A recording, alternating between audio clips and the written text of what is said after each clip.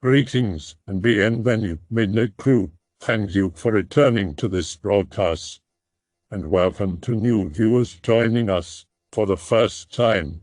If you like a video, then feel free to subscribe. Some viewers may find the following video disturbing. Viewer discretion is advised. SchizoCHADS of /x/. Tell me about mental hospitals. My brother is in the nut house. He's gonna leave soon, but it made me curious. My brother told the NPCs he was a magic dude, and now he has schizoaffective disorder. I have questions. He was told not to drink, but he was on meth recently, and he was fine. And he acted normal around me. Cleaned himself, his apartment, functioned at his job, got a raise. He acted like an adult without meds in a high-stress job. Then before he got into the nut house, he moved into another state and had a mental breakdown. I was in the nut house trying to end things for a week, but never told them I was a magic dude, so no schizoaffective disorder. Why do they force grown adults to do kiddie activities? Or you're antisocial? Why isn't he allowed outside when that makes you more crazy? Are they just trapping and sometimes studying people with superpowers like the movies? Why the high-carb diet? Is there a reason why they encourage patients to color all day? Why are there so many inventors in nut houses? Do they find future super soldiers in mental hospitals? Does the army kidnap them? Why was there a super op ghost that could be seen by everybody in my brother's cool man prison? Is that normal? Do aliens visit too? Do they have non-crazies that are glowies that spy?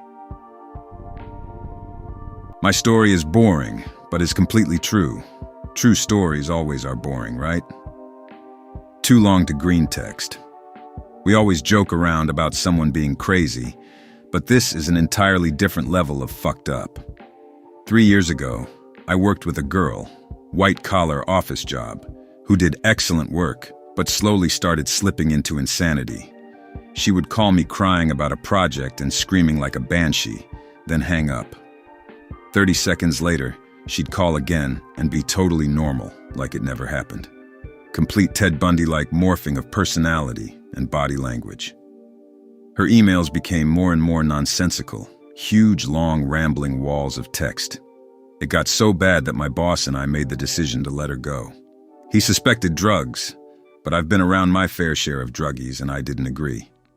Anyway, she started sending more long, rambling emails, 50 to 100 emails like 5 minutes apart at odd hours. She started CCing the CEOs of several of our clients, big Fortune 500 type companies. She was convinced that they were plotting to kill her family and would secretly activate a program called Backlight to control her thoughts and actions. She'd stop for a few months, then start back up again. And every time she'd CC more and more people, and the claims would get more and more outrageous. Accused a couple of senior people at our company of having a relationship with the corpse of an extremely famous energy company owner. Got put into a mental hospital. Her parents became her legal guardians. She's in her late 30s. Apparently, she managed to get out of the psych ward with the help of a VP of one of our clients. She started the insanity up again, this time accusing a prominent business owner in town of killing her husband, also a prominent energy executive. It got so bad that we had to change the locks on our building, filed several lawsuits and restraining orders. Everything has been quiet for about 4 months now. Maybe not interesting to you anons, but it's what I believe to be the only true encounter I've ever had with an actual insane person. The fact that she got as far in life as she did before it came out is amazing. She got very close to causing a major PR scandal and destroying the reputations of some very prominent energy executives. I'll paste some text from her emails. The van of the guys hired to kill me is ALY 512, the Fishing Smiths, and not kidding, Steve can verify it because Kate told him before. It was parked a ways from my house too. Hey, all these 2 hired killers at my house tonight. Someone channeled "There's killers in your room," she called them, and Kate cut the line. Eric Legal had got fired and they went and turned up Backlight. Kate is an evil bitch. When is this hypnosis stopping and her in prison? You can't call cops on her because she hypnotizes them, and something has to give with this, my God. And when is Echo getting found? He is in her house. Where is he? She hypnotized my senpai to forget all they knew, and then I run to say Oregon and Washington yesterday. And my God, when does she go to prison? I hate her guts.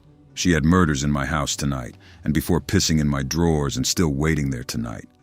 I guess for me to get home tomorrow. WTF man Chris was called over there to be framed for Echo's murder, then left them, came back.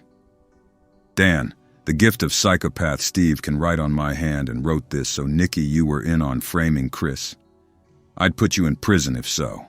Heard in backlight you would let happen because he wouldn't touch you with herpes. Around 6 years back, I got sent there for swallowing an entire bottle of antidepressants. But I was only 16, so they put me in the youth section.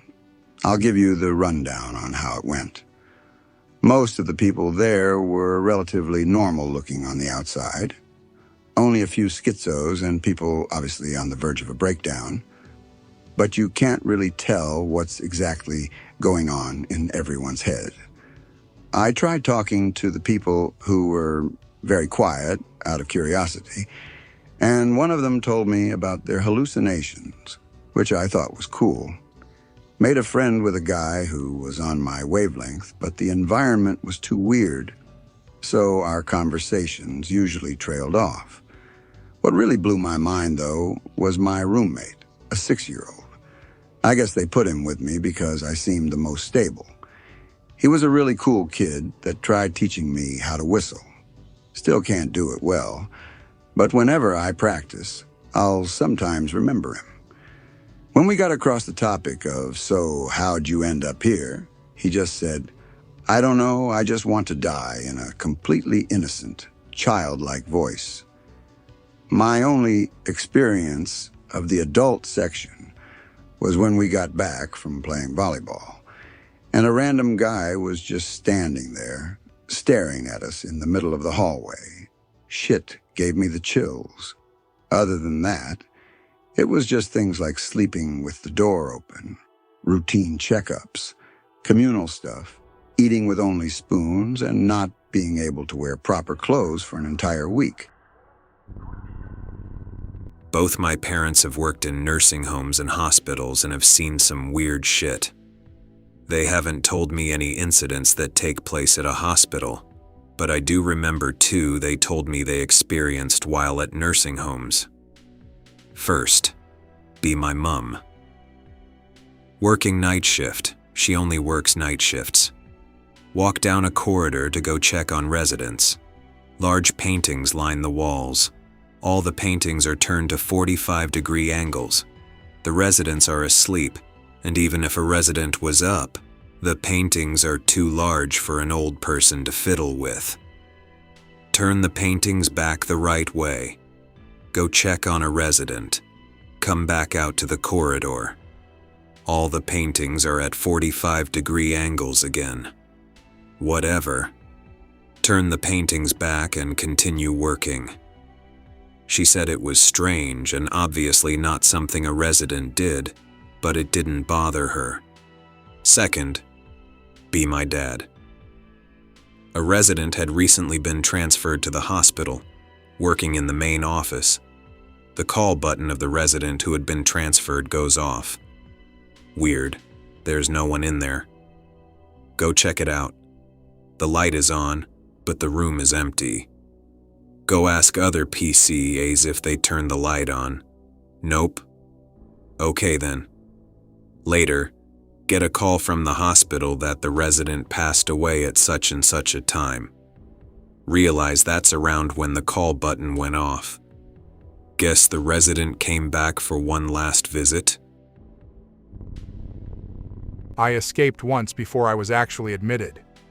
The cops, or I should say rangers, caught me in a wooded area with a large knife and a bottle of tequila. Long story.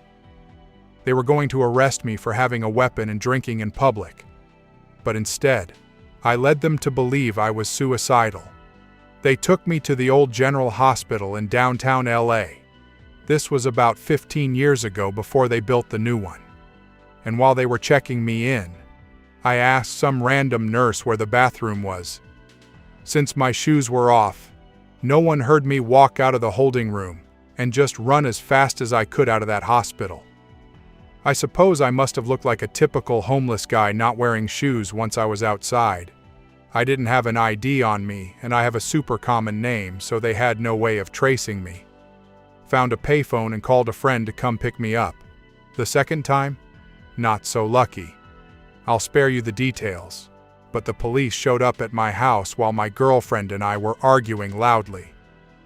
She had slapped me a few times, and I had held her back rather roughly, so we both had marks.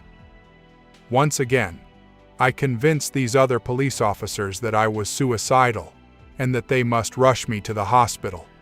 However, this time I wasn't so lucky.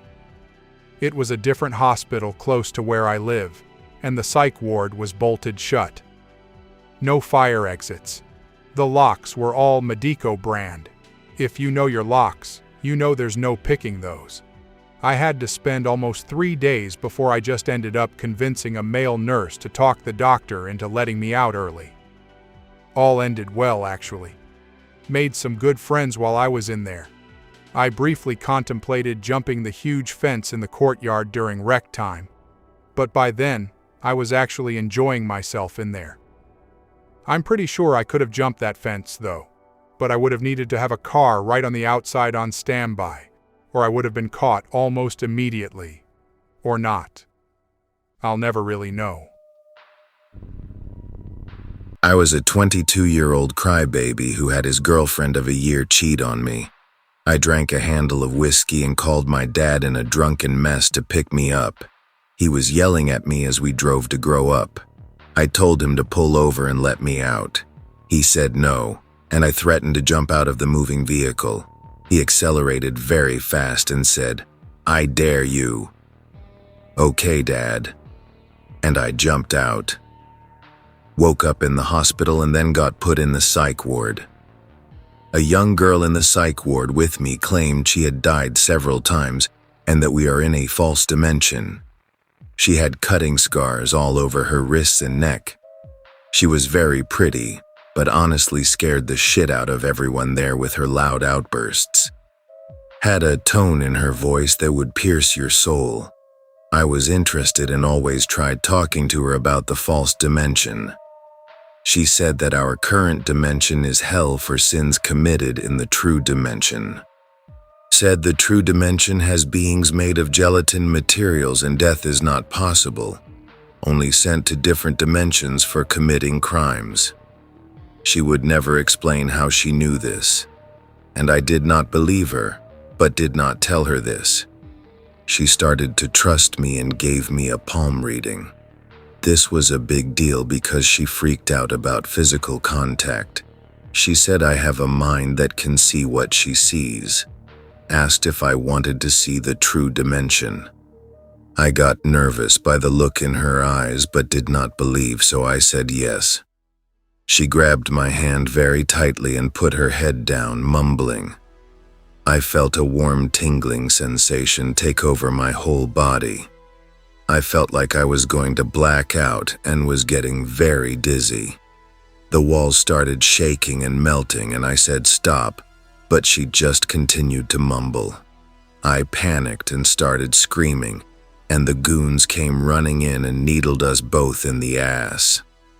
I woke up restrained in a bed, and they extended my stay by another 2 weeks. I did not mention what she said she was showing me out of fear of sounding crazy and not being allowed to leave. Just said she grabbed me violently. Never saw her again. My sister worked in a dementia ward at a nursing home assisted care complex. She was supposed to assess the emotional status of patients, but it was mostly a glorified handholder job. An Alzheimer's patient was wandering around one morning asking for someone named Jim.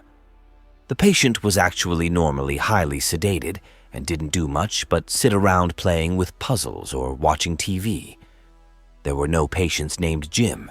Everyone assumed she was just having an episode. Later in the day before dinner, my sister asked the patient if she found Jim, just joking around. The patient said, "Oh yes, we had a nice chat." She was really pleased with herself. My sister documented the story as being a bit strange for this patient to bring up with the family later. At the end of the week, making calls to patients' carers or family, she told the Jim story. The woman on the line started crying and asked what day the episode happened. "Tuesday morning. Why?" The woman's husband, Jim, died Tuesday afternoon. The patient never brought him up before and never brought Jim up again. When I was a teenager, I was in and out of the mental hospital a couple times. One time I had tried to off myself, so they wanted to admit me, but there were no beds left in Blue Ward, depression or severe anxiety. So they put me in Orange Ward, schizophrenia or psychosis, because we mostly all did the same programming anyway, so fuck it. Anyways, the kid 2 rooms down from me could have been a fucking comic book character. He was this 6'4", 225-pound native dude with shoulder-length jet black hair that he never washed. He used to shuffle around in a bathrobe all the time, a lot like Rob Zombie's Michael Myers. One day I woke up way before usual because there was this huge commotion in the hall of Orange Ward.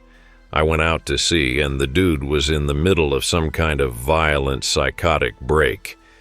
Apparently he had started smashing his head into the wall, which I had somehow slept through, and they were trying to sedate him, but they had to hold his arm still to do that. And the 3 security guards that had pulled him out of the room weren't able to handle it. In the end, 2 more security people rushed in and ended up just dragging him out, probably to strap him down to a gurney for the shot. Other than outbursts like that, he was an extremely meek person, though. In England, when you escape, they call it going AWOL, and they inform the police.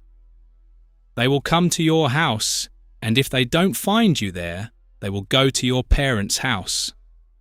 I've gone AWOL over 50 times in my history.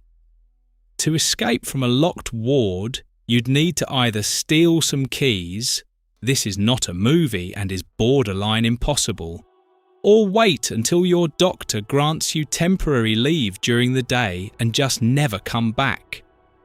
It never amounts to anything because you can't go home, nor can you see your family. So unless you intend on becoming homeless for the rest of your life, it makes the most sense to just ride out your time on the ward. Not terribly spooky, but something my mother experienced when working in a hospital. They'd had this guy in on life support and constant nurse supervision in a solo room. 1 bed in an ICU room for extremely high-risk patients to provide less clutter and easy access if they crash. For a few days as he was fucked up from some sort of accident. He was put through surgery one evening, and my mother came in to start her shift the morning after. She walked past his room and saw him sitting in his bed, sheets under his armpits, reading a book, all alone in the room. She did a double take. This man had had tubes, wires, and needles sticking out of him for a few days, with a nurse sitting by his side constantly, but had clearly made a 100% recovery overnight. He still should have had a nurse next to him in case of complications, but there was no one there. She went to the nurse's station and asked why he was unattended, and she was informed that he'd died on the operating table. After having been a problem patient prior to surgery, she could easily identify him and was 100% sure that it was him in the bed. She signed straight out and walked past the room, which was totally empty with no sheets on the bed. She took 2 days off for stress leave, as she believed at the time that it was just work, stress making her see things. Later on, through talking to other staff members who had similar experiences, she came to accept that stress hallucinations aren't as realistic as what she saw, and that in a place of so much pain and death, there has to be some sort of residue every now and again. Well, at least he can read all the books he wants in the afterlife. Do you know what he was in for? Would there have been any chance of recovery? Motorbike crash, if I remember correctly. And yeah, there was a slim chance. Needed spinal surgery, which was basically a last resort, which the family gave the go-ahead for over the phone.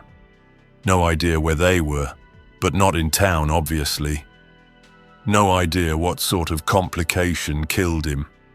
Just that his chances were slim to begin with. My mother tells me this story nearly once a year because I'll be watching whatever fad ghosty reality TV show is on, and she'll laugh about it and say that the guys on the show are just talking bullshit for the camera, and real ghost experiences aren't as scary. I beg to differ after having my own experience, but it ain't hospital related. As a kid, I had to spend some time in a closed-off hospital camp-like thing for kids with contagious diseases. I had TB. One of the stories that everyone would tell each other, and newcomers, was about an old guard who used to watch the area, as the hospital was located in the woods, making sure that it was safe. Anyways, the story goes that the guy got jumped and murdered brutally, and ever since he has been haunting the place. So if you heard a metal object dragging up against the walls, a shadow coming up to you, or an old man grunting in pain, that means he's in your section of the hospital. It even went to a degree where some of the residents actually tried communicating with him. However, it failed, and the next morning they woke up to find their room, walls had "Get Out" written all over them. Pretty cliché and all, but still, I found it interesting as a kid. No personal stories, but some of my friends worked at a Bryan Center, rest home in North Carolina. Not sure if they have them elsewhere. That used to be a hospital. Anyone I know that has worked there claims that when they would go out to the smoking section, they would hear babies crying. That area is near where the old delivery room was located. Rest homes will have people go into a room after someone has passed to clean up the body before the family gets there. Cartman was right. You do evacuate your bowels. My friend watched 2 ladies go into a room after a resident had passed. One had her back to the window, and the other was facing towards the window on either side of the bed. The one facing outside looked up, dropped everything, and quickly walked out of the room in the main door. My friend followed her to make sure she was okay, and saw her driving away. She never came back. Never did find out what she saw, but it must have been fairly fucked up. Related. Kinda. My mother was a nurse back in the 70s and worked at the same place. She had a patient that had been jilted at the altar and wasn't really all there.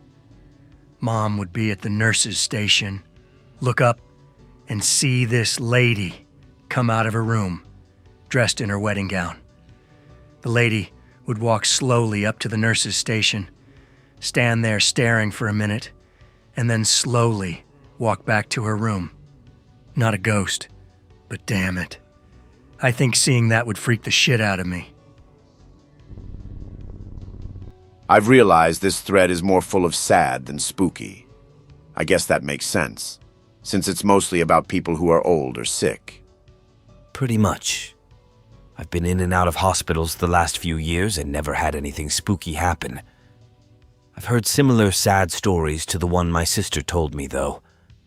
A public hospital in Australia generally means you'll be in a room with at least 2 or 3 blue hairs who've had a fall or who caught pneumonia, and it's depressing as shit. I also reason that most people who have had experiences while staying in the hospital did so due to lack of sleep. They come around every so many hours to check on you.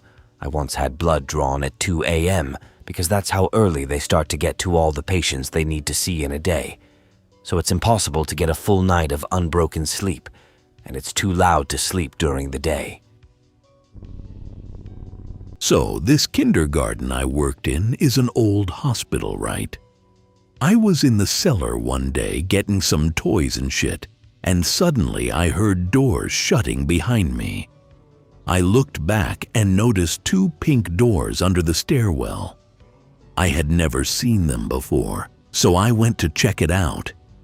It led straight into a room that was so cold, the coldest room I've been in. And it was really hot, both inside and outside. I had no light source. I was sure there must have been a kid hiding in there, so I entered. I could hear really subtle breathing, so I started talking playfully. "I'm gonna find you. Here comes the monster, you know." Cleared the room and no kid was found. Went upstairs and told this. "Oh, that's where they kept the bodies to cool them off before they were sent to the church. And all the kids are outside. We just took a count." Bruh. The state's objective is to maintain order. A dysfunctional member of society needs to be socialized in order to maintain that order. It's as simple as that. Many of the inmates at mental hospitals are a danger to themselves and others, and so need to be detained. However, they are not exactly criminals, and so therefore cannot be housed with other criminals. However, as you say, there are a number of exceptional individuals with divergent beliefs and attitudes towards society and culture who are being detained against their will. High-carb diets are anesthetizing, sugar sedates, high-fat, high-protein diets, and fasting enhance cognitive function. Also, childlike activities do something similar. They soothe and socialize, they comfort. Hence, anime, video games, weebs, etc. Meet a 30-something tweaker. Always has this vacant smile. Smokers are issued little nicotine vape things. He shows me how to crack them open to extract the nicotine pellet. You then suck on it to create a queasy rush. I don't like it, and just start giving him my inhalers. He reveals that he was jealous of all the people with piercings, etc., so he decided to one-up them all by drilling a hole in his own skull. Stepbro dubs him Drill Bit Taylor. Dude was creepy, but seemed harmless enough. Another one. Meet a guy who was detained after dousing himself in gasoline and nearly setting himself ablaze. He claims to be a Harvard dropout, always manic and hyperactive. He's too much for me to deal with usually, but they kept him in a more secure section 90% of the time anyway. During outside time one day, he points out a dragonfly and says, "That's Obama." Another time, I'm contemplating a rough shroom trip I had courtesy of Queen Mab. He asks me if I know Queen Mab. I look at him shocked. I hadn't said anything out loud about that to anyone. And he laughs. Meet a person who claims to be a victim of satanic ritual abuse. Dad was allegedly a satanic millionaire and was grooming his son to follow in his footsteps. Instead, the abuse gave the dude multiple personalities. When you talked to him sometimes, a funny look would come over his face, and he'd announce that a different personality was now in charge. Some of those personalities were allegedly demonic. Not paranormal, but definitely disturbing. So I deliver pizza, and one of our regulars is this guy in a nursing home, Mr. Arnold, room 6, second floor, end of the hallway. I'd heard shitty stuff about this nursing home, but I'd never delivered there. Well, one dead Tuesday night, I came up in rotation to deliver to Mr. Arnold. I have to stand outside for a little while because the front doors are locked and someone has to come unlock them. As I stand there, I notice a room on the second floor has the lights flickering on and off. I figure faulty light bulb, not spooked. I get in and a nurse helps direct me to his hallway. The place seems kind of dingy and smells bad, but I figure it's a bunch of old people who can't get out of bed. It's gonna be gross. Anyway, after the nerve-wracking delivery to a man who's so tiny and frail he can't even sign his name on the receipt, I start walking back to the elevator. A flickering light at the end of the hall catches my attention. I look up, and laying buck ass naked on the ground at the room at the end of the hall is an old person clicking the light on and off with the longest pull chain I've ever seen. They're just staring at me, clicking the lights kinda out of it. I pulled my visor down 'cause I had to walk by the room to get to the elevator and just booked it. I try to make sure I don't come up in rotation for Mr. Arnold's deliveries anymore. I hope that you enjoyed tonight's broadcast. If you enjoyed tonight's story, then please subscribe to the channel as more Greentext will appear daily. A new broadcast will appear when the clock strikes midnight Central Time.